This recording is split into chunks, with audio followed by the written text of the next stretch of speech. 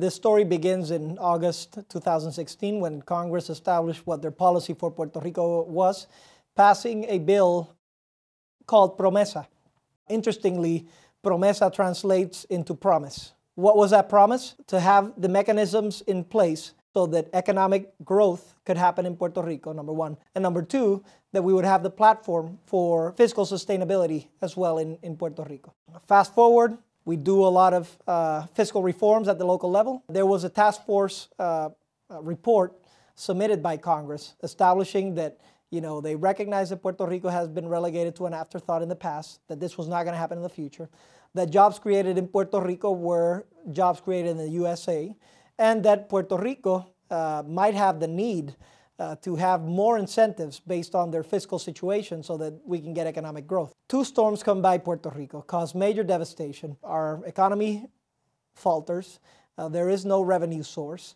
We are at our worst point. Mind you, a lot of congressmen came to Puerto Rico, saw the devastation, went on podiums and said that they wanted to support Puerto Rico. And it is our commitment to do everything within our power to ensure that the response to this hurricane is the same as it would be in any other territory or state. I'm here today. I'm going to stand with Puerto Rico moving forward. The question about the long-term viability of Puerto Rico, our fellow citizens, we are all in this with each other for the long haul to make sure that this island survives. And now Congress is looking at two bills. One is a tax reform bill whose objective is to create more jobs in the United States. Two versions of this bill were passed, one in the Senate, one in the House. Neither one of them considers Puerto Rico. What is the damage? About half of our economy would be impacted severely because of it. 250,000 jobs are on the line, about 30% of our government's total revenues. The second bill that's being looked at that's important is the supplemental that will give funding for the rebuilding of Puerto Rico. Now, our petition has been very clear. We want equal treatment. So if the devastation was twice as big in Puerto Rico, we need twice the resources. If it was half as big, we need half the resources.